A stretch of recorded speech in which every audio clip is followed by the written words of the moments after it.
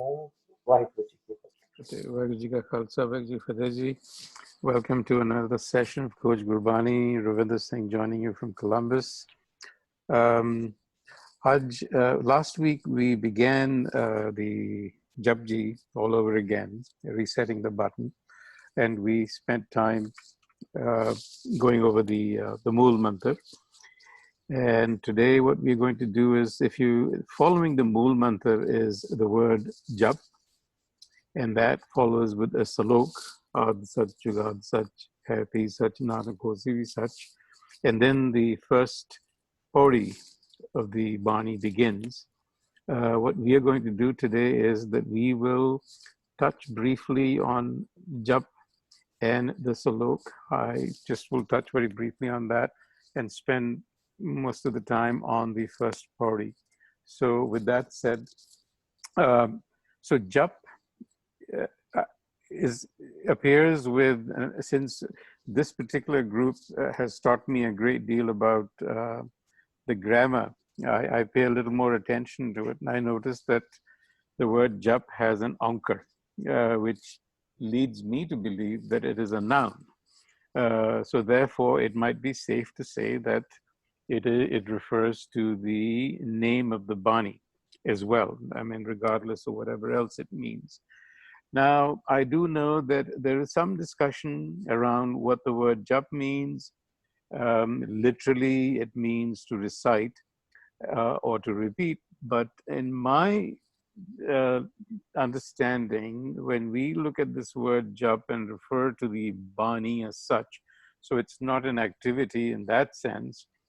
So I think that it actually encompasses not only recitation, but it also encompasses reflection, and it also encompasses contemplation, absorption, because what you recite is hopefully reflected upon during the day, and that over time becomes meditation. In other words, the inner messages of the Bani become an integral part of your being, and therefore a guide. So I take the view that it is the name of the Bani, but it points to a process. So rather than any singular activity, I think this is a process of Jap that we are engaged in, and we read a Bani called the Jap. So I won't go any further into the name. And then Ad Sach, Jugad Sach, Happy Sach, Nanak Hosi Sach. To me, this points to that reality that we spoke about in the Mool Mantra. And what my understanding of this is that it is referring to both the transcendent and the immanent nature of this reality. So this Ekwankar that we talked about last week is actually, it transcends time because it's there before there was even time. So Ad Sach, it was there before time began. It exists today, it exists tomorrow. In other words, it's infinite, it's transcendent, it's immanent, it's both. I'll leave my impression of Ad Sach, Jugad Sach at that. And with that, I will read out the first Pauri. Sochna hovai, jis sochi lakhwar, chupe chup na hovai, je lai raha livtar, pokhya pokhna utri, je banna puriya par, sehse anpa lak hohe taik na chale naal. Kiv sachiyara hoye, kiv kude tutte paal, hukum rajai chalna, nanak likhya naal. So I will just share with you a translation I did of this many, many years ago. And I might add that my own thinking may have changed a little, but the translation is, I believe, fairly reasonable. So the English translation that I had for this Pauri was, not by reason, not even by reasoning forever, not by silence, not even by being silent forever, not by possession, not even by possessing all worldly treasure, not by all this, nor by a million mental guiles. How then will the truth be revealed, the veil of falsehood repealed?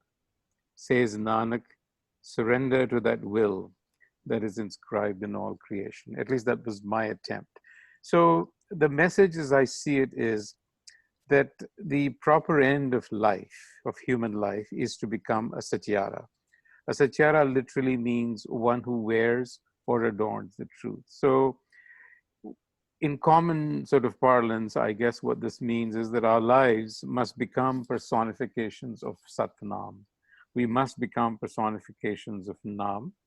And so that is the truth that we discovered in the Mool Mantra. And it manifests itself through certain qualities or virtues. So to personify the truth is another way of saying that we must learn to imbue ourselves with the qualities or virtues expressed in the Mool Mantra.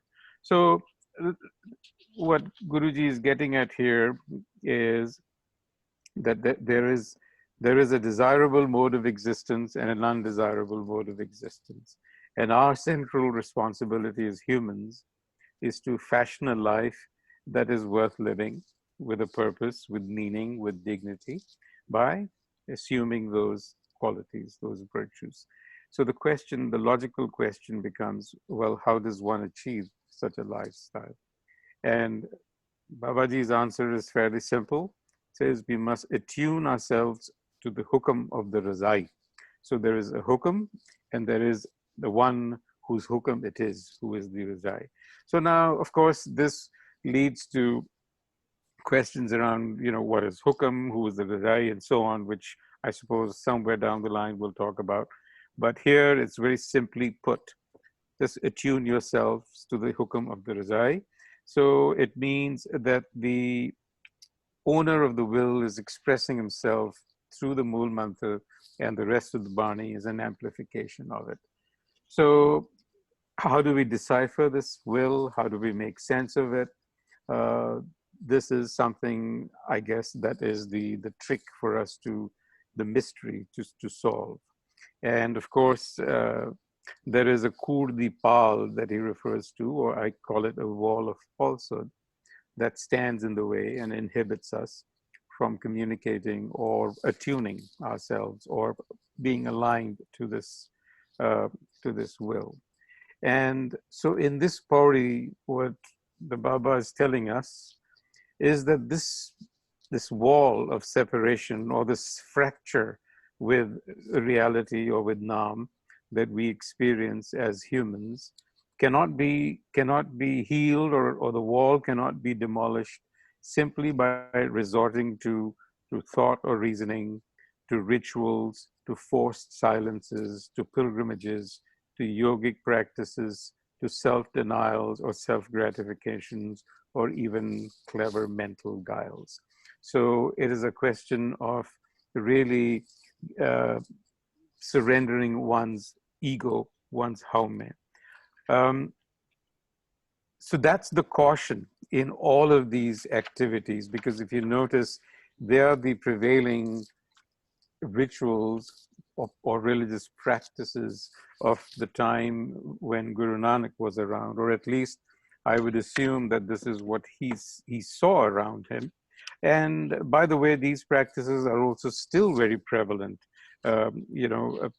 People will, now Soche, I might point out here for a second, has been interpreted also as ritual bathing by many commentators, including Veer Singh and some others. But Teja Singh has translated it as reasoning. I am personally, I lean towards reasoning, but I think even if you were to take the meaning as Soch, it doesn't really change the import or the message of this Pauri, which is a caution against ritualistic practices, outward ritualistic practices. This is a matter that pertains to your inside. So, because he cautions us that if you undertake rituals like these, they are very transactional in nature. So if you engage in these rituals, you might foster the illusion within yourself that by engaging in these transactional activities, you can actually bend divine will and manipulated for personal ends. But Guru Nanak warns us that all religious paraphernalia, and this is what it is, all its religious paraphernalia, is useless and ineffective if it is not accompanied by an inner sense of submission and surrender. So what is important, it seems to me, is not so much what practice you're engaged in or what religious ritual, but you have to adopt a different way of looking at life, one that requires all human activity to become guided by a sense of the sacred, Nam. In other words, that becomes your framework for existing in life. So it doesn't matter what you're doing, it's how you're doing it. So that really is my little commentary on what I understand this Pauri to mean. I do have a question that I will throw out at you for consideration. Even though we've been cautioned against ritual, I think over 5 centuries later, we are still witness to similar ritualistic patterns around us. There is the obligatory pilgrimage to Amritsar or Hemkund. I've seen people sort of take dips in that sarovar. There's a lot of discourse. I mean, we engage in discourse. There's yoga and breathing exercises, which are becoming quite popular even among Sikhs. So this would be something that I would love to hear your opinion about. So that really is my take. And with that, I will move on to, I have Ripu Daman. Ripuji, do you want to go first?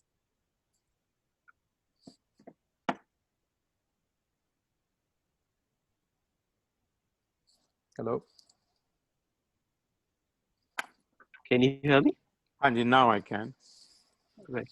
Your take. Avijay, all right. Actually, you've covered it beautifully. I don't think so. I will attempt another translation or explanation, but I'll just try to point out some things that in the Slok, Guruji talks about, emphasizes on the word such, so to speak, right? It's very interesting.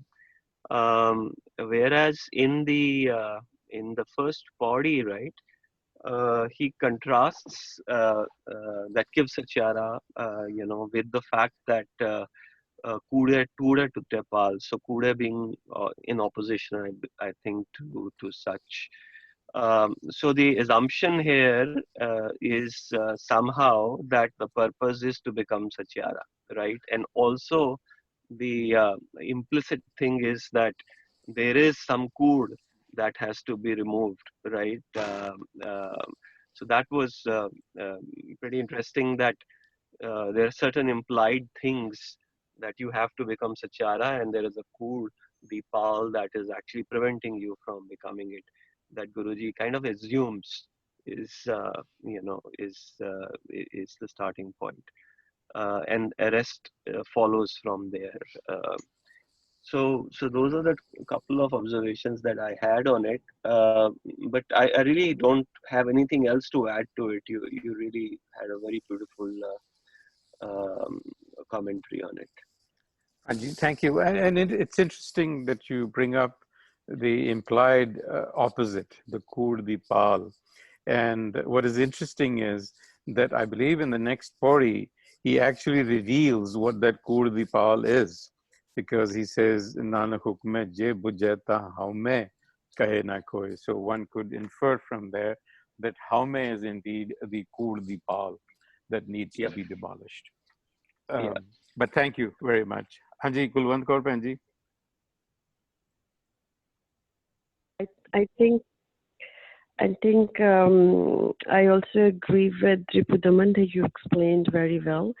For me also, a couple of words are very, I just picked up like words Satyara and Kurdipal, Hukam and Raja. As you said, to become a Satyara means to just to attune to his divine will. And I also think that, to become Satyara if Guruji denounce all the rituals, like what should we do when we read Gurbani? If we think that we need to read Gurbani Nitnem every day, isn't that a ritual too? Or when we are reading it, like Nam Japna, aren't these all rituals? How do we can attune, and how do we can be in hukam all the time? This is I think I have a question. How can be in hukam all the time, and how can we become satyara without engaged in rituals, daily rituals? Hanji, I really do appreciate the fact that you brought up rituals, and you used the term denunciation, because that is the common understanding that Guruji here is denouncing these so-called practices, let me call practices and not rituals, that he saw around him. I wonder, is he really denouncing them, or is he saying that, look, it doesn't matter what you're doing. It is not it is not the right sort of undertaking, or that it is not effective, or that it is not a matter of externals. It is a shift in the inside. So I personally think that denunciation might be too harsh of a word. Perhaps he's saying, you can continue to do all this for all I care, but the fact of the matter is that unless you really align yourself up with hukam, all of this is not going to matter. In fact, it might only strengthen your haume, that, as I said, that you might think that these are transactions that you're making with the Kalpur for, and can therefore manipulate, because that was the feeling, that I would go to Tirath, and hopefully some of my business motives might be met, or I do X and I get B. The second thing that I want to just sort of bring up that you pointed to was, how do we stay in hukam with, and isn't nitnem ritual, isn't japna ritual? And so the question I have for the group is, I mean, don't we always live with some kind of ritual, even if it is as simple as getting up in the morning and automatically going to make a cup of coffee without even thinking? Yes. I mean, so you may give up one set of rituals, but I guarantee you that you'll have another set of ritual. So is ritual really the crux, or is it somewhere else? So that said, I believe it's just Gurjit Virji, Ripudaman, you, and me. So let me go to Gurjit Virji. Yanji Gurjit Virji.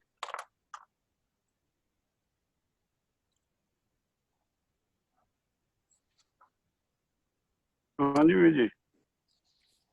Yanji.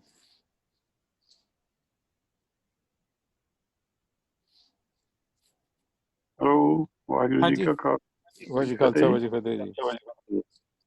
Hanji, let's start. I think last week I finished in the end about that we're only defining one. Ik the definition hai, but we have left one, and there is much more concentration on Omkar, which is a secondary thing actually, because Omkar is like a portfolio, one has given it to someone. So from oneness, the Ik, which is Ekankar, who is expanding into this, and then there is a Nirakar Roop of his, which will show his eminence. You can check whether he's an eminent when he's Nirpo Nirvara Kal Murta Juni, that clearly trying to give his eminence, that is it there or not. And then there's the Jap. In the most of the beads which we read, except for the beads printed by Taksal, I find there's an extra full stop.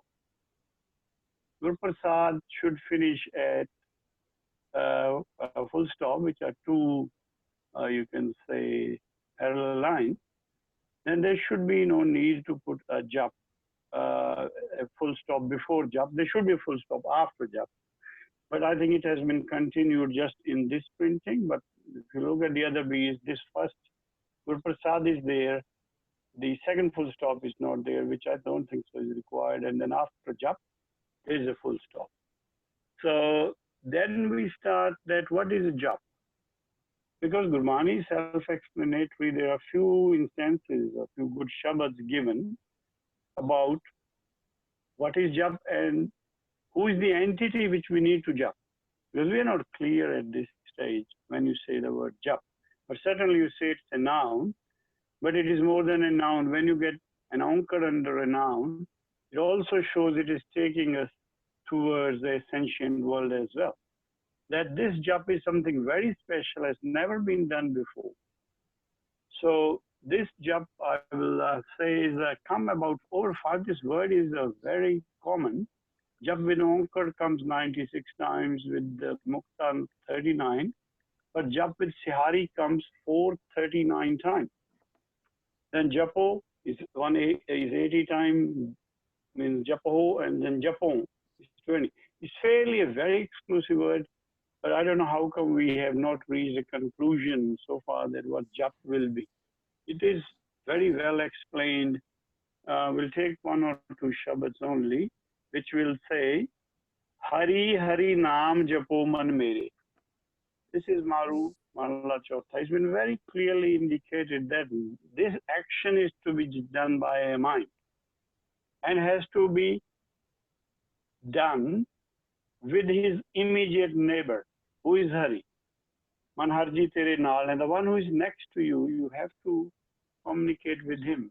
Hari Hari Naam Japo Man Mere Sab Kilvi Kaate Hari Tere. Why you have to do it? Because you are incapable of getting that whatever Kure Tutte Pal, but all that can be So, done. Virji, can I stop you for a second? So you said who is the entity on whom we have to do this jap, right? So then you're citing a shabad that says Har Har Naam Japo Man Mere.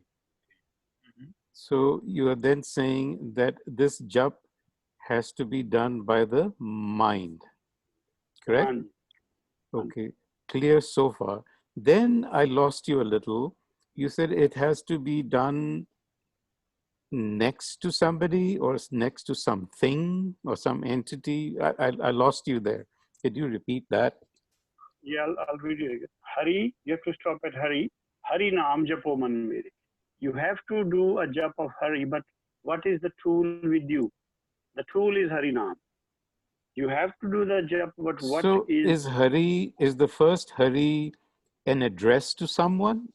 Is it calling someone and saying, like I would say to somebody, oh Hari, Hari Naam Japo? Or is it Hari Hari Naam Japo?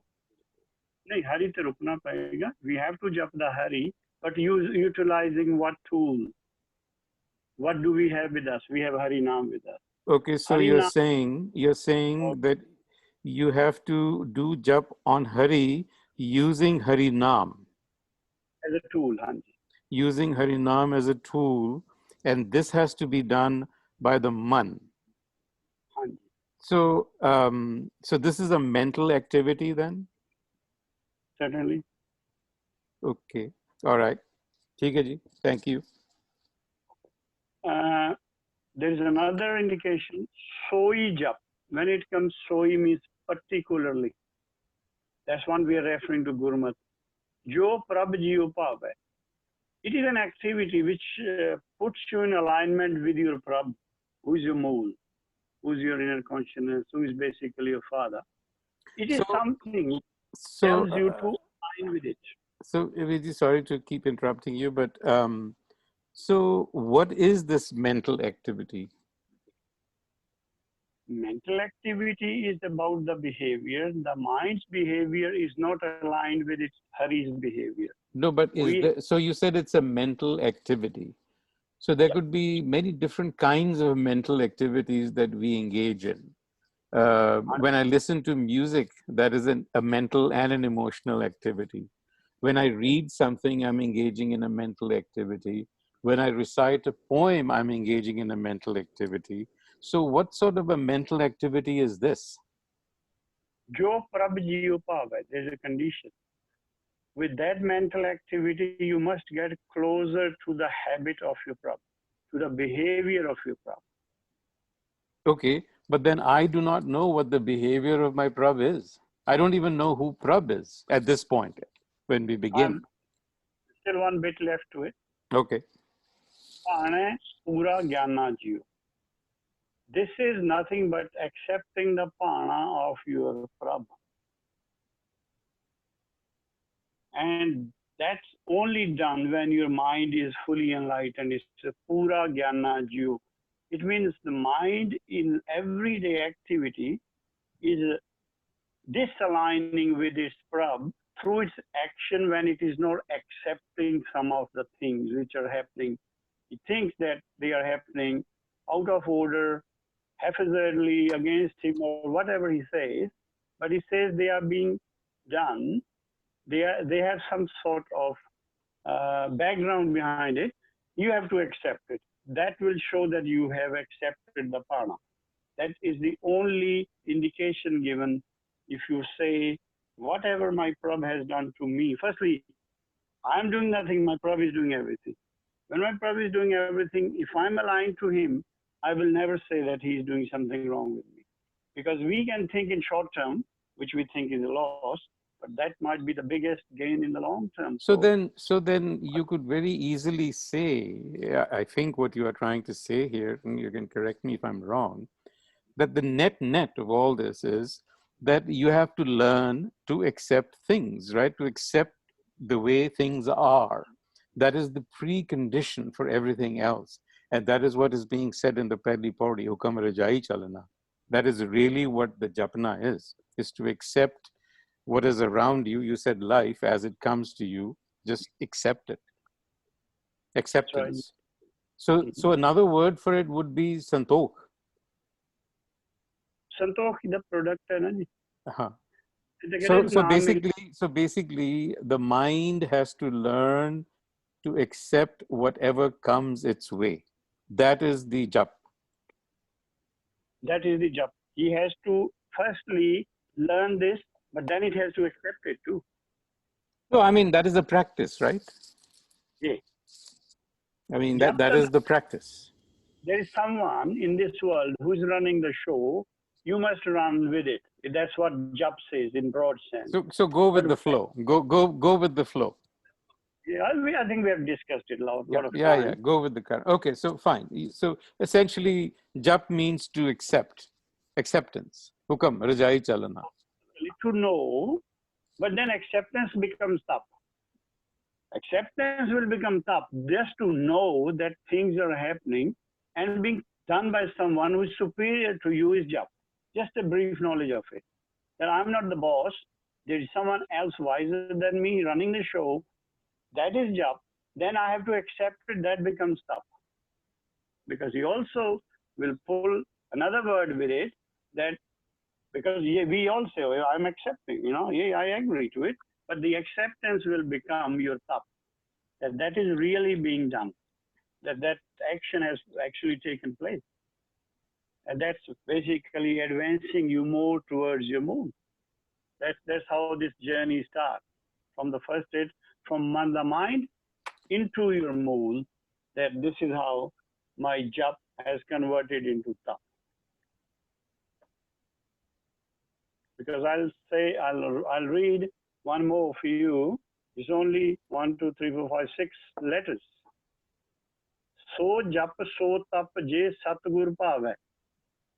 This is Gujri Mahalla 3rd, Tisra.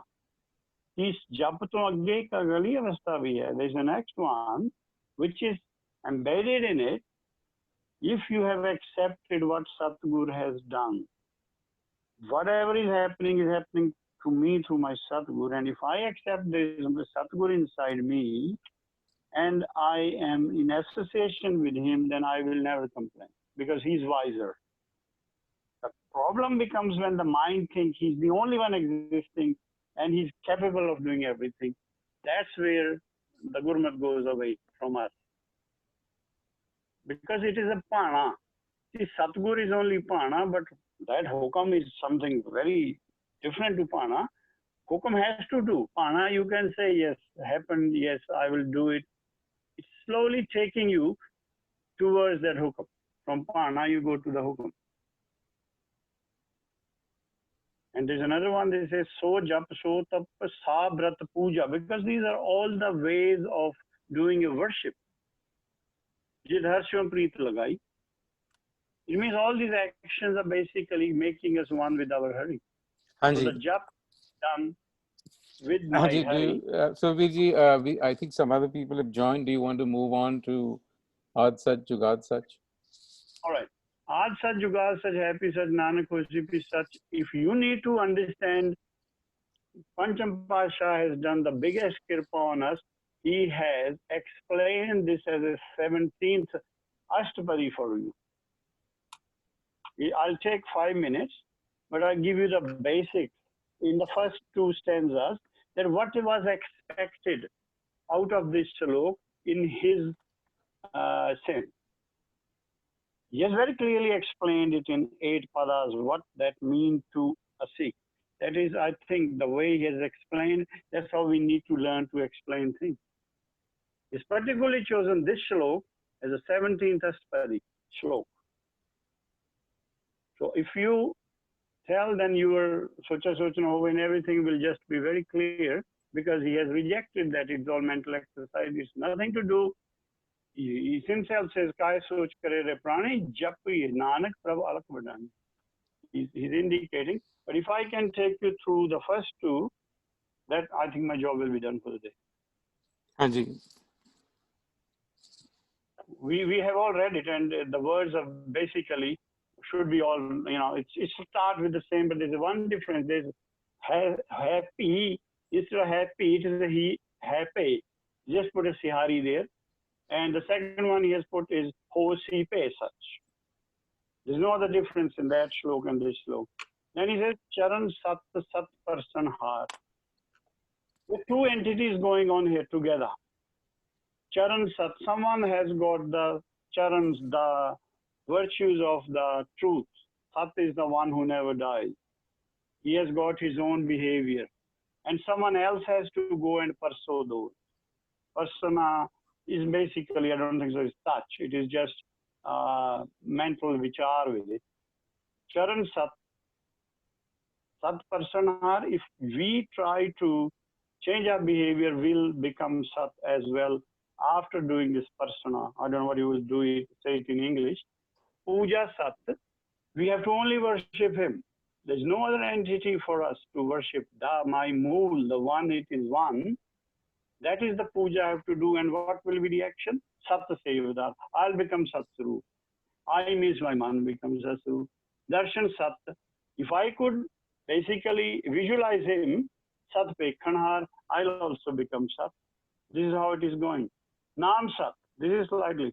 That Nam Sat is the one which you get from him.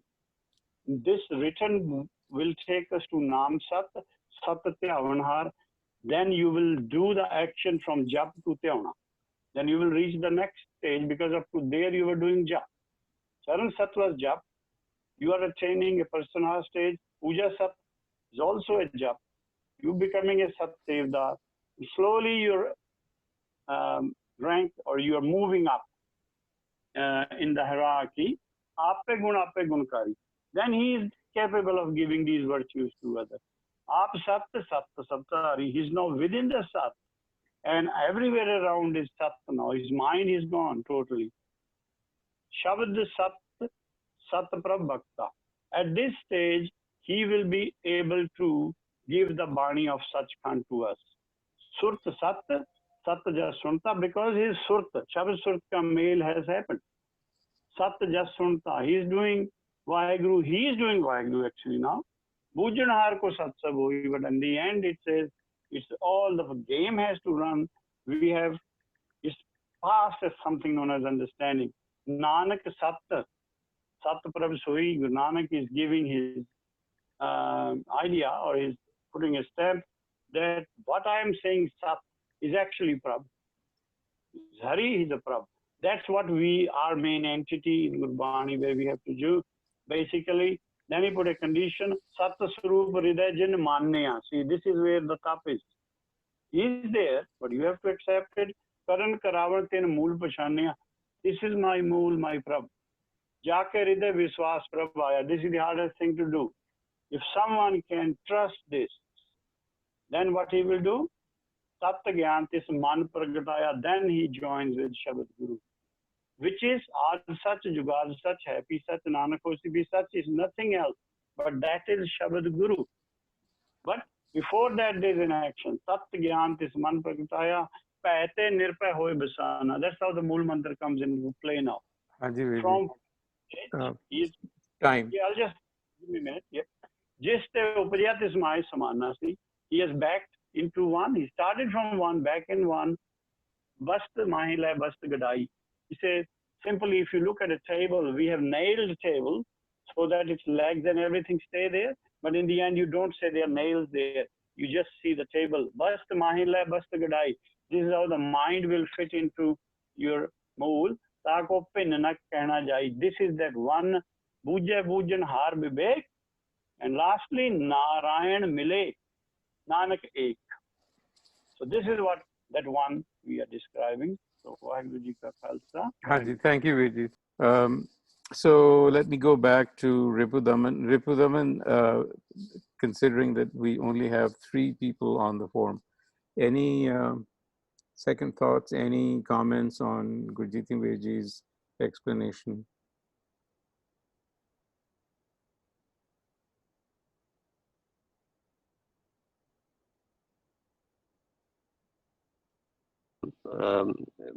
The other person, I'm sorry, I don't know the name. Jasbir Singh She had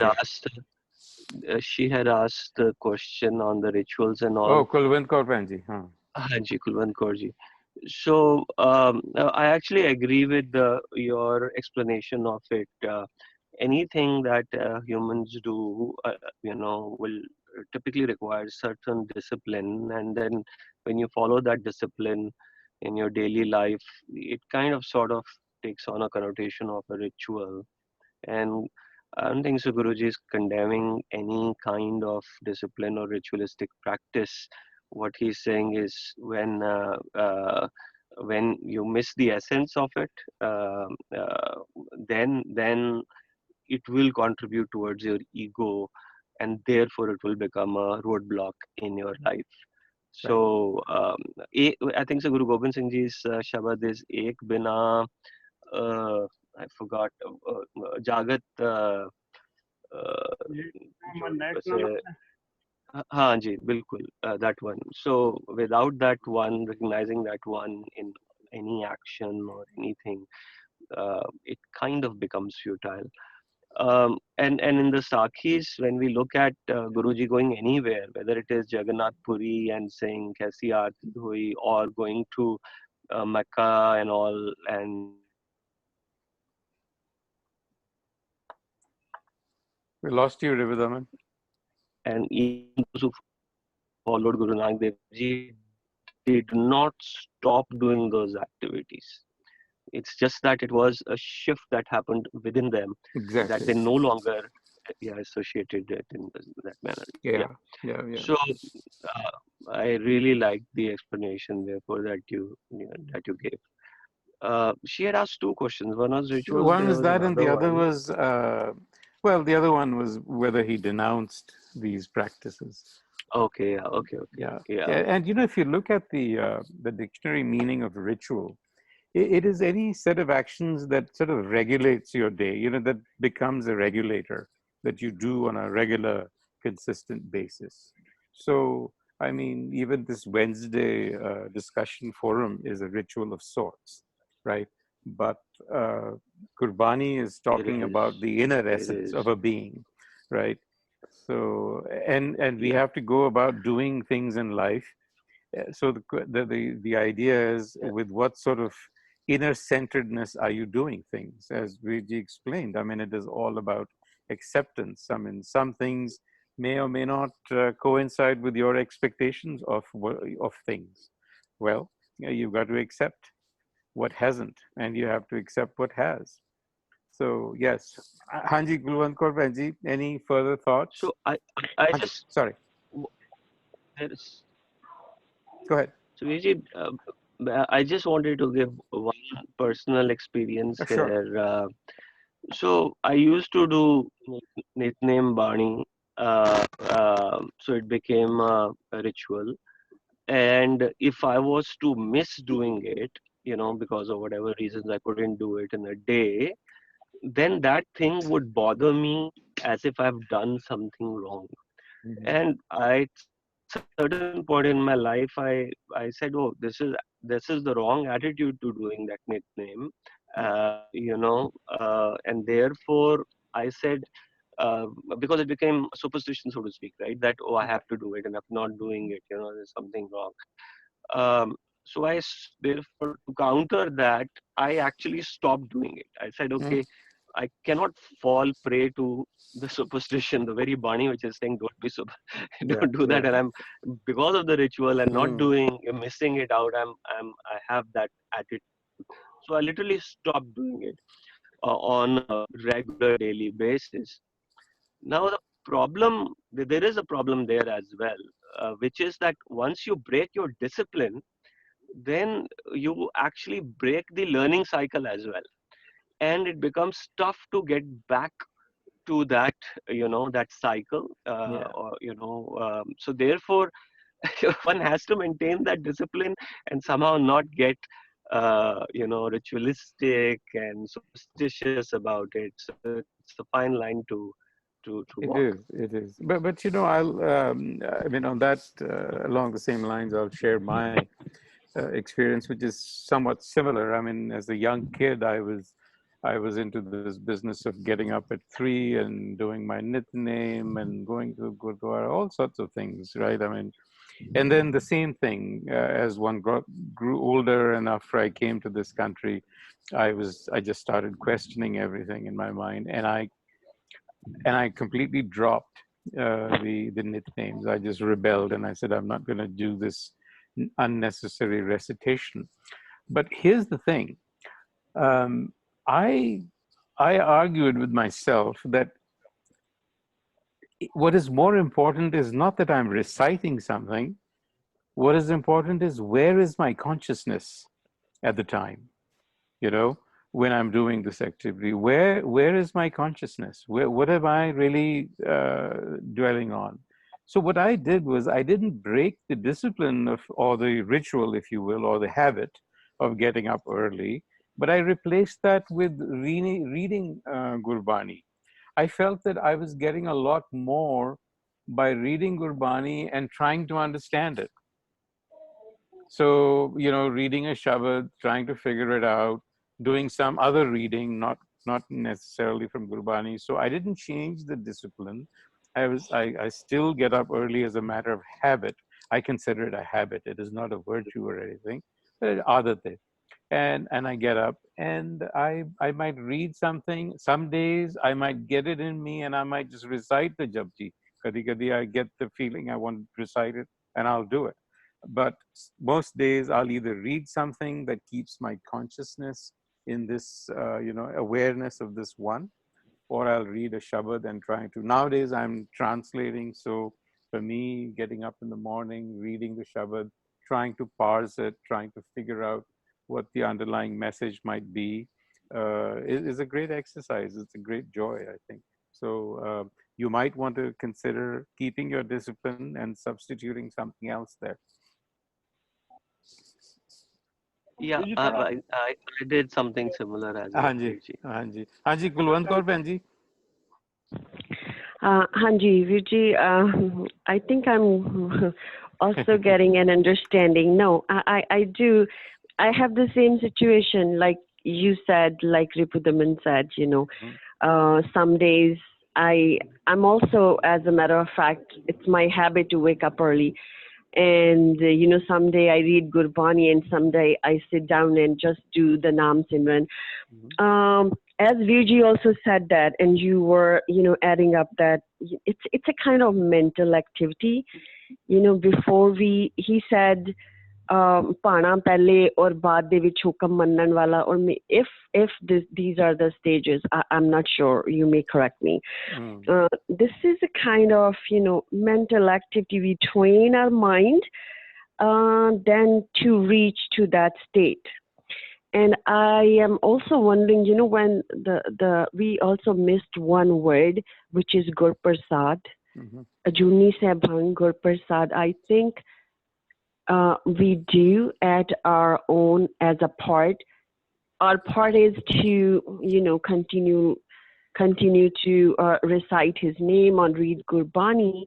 And it's Guru's Prasad when this shift comes, jado mat ulti hundi hai, sad honi hegi hai ya hundi hai, it's with Guru's kirpa that you don't know when, you continue doing your work, your part, and I think we will reach that state when you will be in Hukam, you understand, and you will break away this Kood Dipal, which is, for me, I think, sometimes think it's ego, our ego, that we are ego-ridden, then we just come in tune to God's will. Yes. So, Guru Prasad. Thank you. Yes. Can you hear me? Haji, please go ahead. Yeah, okay. No, I mentioned that since I joined a little late, I kind of missed it.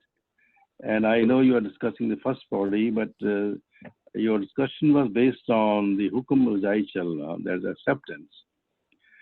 I have one thing on that, is that if you say that somebody else is just controlling our life, guiding our life, whatever happens is by his will, then people think, then why I have to bother to do things, and that it will happen what will happen.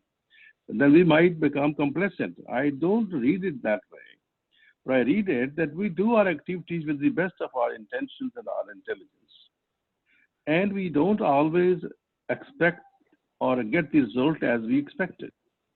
Now, there are two situations here. It's a question of state of mind. If we do not get what we expect, then we have the tendency to become sad and frustrated and be unhappy about it. But thing is that what has happened. Now, unless we accept what has happened, we will continue to recycle our past. Therefore, the guidance here is that you do your best effort to achieve what you wish to achieve. But as the outcome, you cannot necessarily control. Therefore, whatever the outcome is, accept it, then move forward. So that you don't get stuck in the past. If we continue to put our past in the future, then our future will remain the same as the past was. There's a little difference here.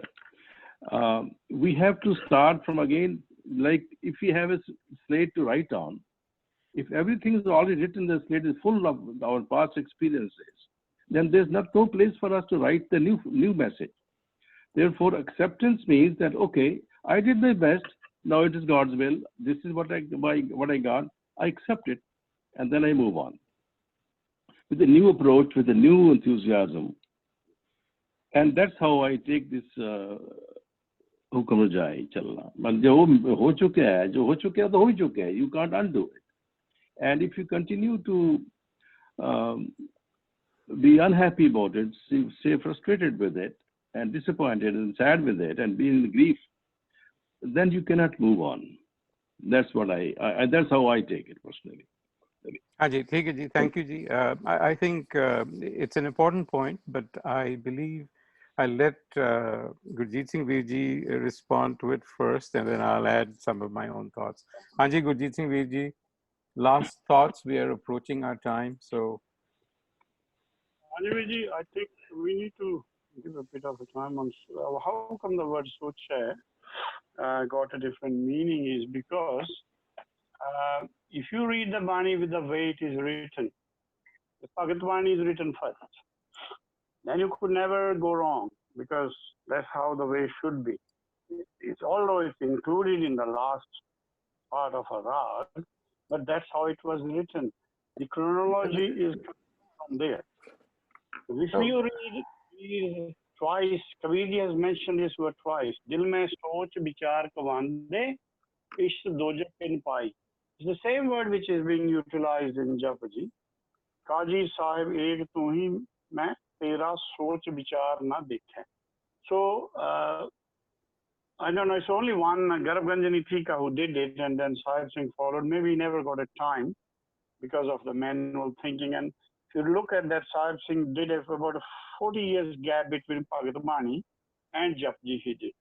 So that is where we all get. Yeah, No so in the old ones, I think Principal Teja Singh is the only one who has translated it as a reasoning or intellectual activity. Something is saying, I have a full note here who did it. If you read this Harban Singh, it's only Sahib Singh and Garbganjani Tika who thought the other way. Because if you come through Bhagavad Bani, you could never think. The question for you was, did you hear Jasbir Singh? Because he was picking up on something you said, that somebody else is running the show. And he was questioning that. Did you hear him? Yeah, I hear him. So do you want to respond? I'm asking you to respond to him. Anji, the Jeev is in two states. There is something within a cut where we can do something, but there is something outside the cut where he says, Jabe jane main kish karta, tabla garb joni mein firta. So you have to be very clear from which angle you're talking about it. Are you talking from within the cut or are you talking from outside the cut? Within the cut, I can do something. What I can do, ya jug mein ek ko aaya.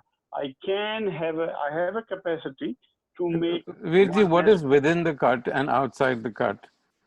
Anji, the whole Pav Sagar, where you are not a Junni, where you're not Nirpa, where you're not those four, firstly written, these four, Nirpa, Nirvaira, Kalmurta, Junni, when you lose these, you are in Pav Sagar. When you have them, you are in Sukh Sagar. So you're basically in this world. Why don't you say you're in this world? This is Pav Sagar.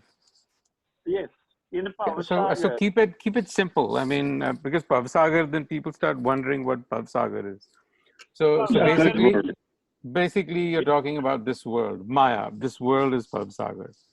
So do we have free will? That's what Jasbir Singh is asking you. Free will is only that I can merge my mind into my mool. That's my free will. The rest, everything else happening around me is not in my control.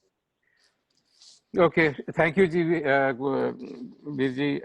I just want to, in the last minute or two, offer some perspective on whether we can do things or whether somebody else is controlling the show. I think the important thing, what you're saying, Jasbir Singh ji, is not very different from what Veer Gurjeet Singh is saying, is that one has to walk with acceptance. In other words, things may not, always turn out to be the way you want to, but there is a converse side to it, and that is that if things do turn out the way you want to, then you shouldn't be carried away with happiness either, or with, excitement. There is hold on, hang on, just listen to me first, and then you can add, yeah? So the important thing is this. The important thing is, what is the fulcrum of your actions? When you say doing your best for whom? For what? For your ego or for a larger cause? That to me is the critical distinction. Hanji. May I respond to that? Hanji, because Hanji, the whole Gurbani purpose of Gurbani is to be in tune with the one. With that state of consciousness, we have to live our life in this world. So that's the important distinction, that when you say you're doing your best, it is doing it in that being centered with that one, not being centered. And that is an important distinction to make. Because yes, we are all trying our best. We are all chasing the American dream. But the fact no, is, I mean, whatever we wish to do in life, American dream or an Indian dream, my yes, dream, my living, or I have to live, I can't run away from this. I have to live my life, and whatever I am endeavoring to do, with my intelligence, with my free will. But thing is that with that state of consciousness, that whatever results are come, it was my best, and that's his God's will. that's Then, completely acceptable. I mean, yeah, I get that.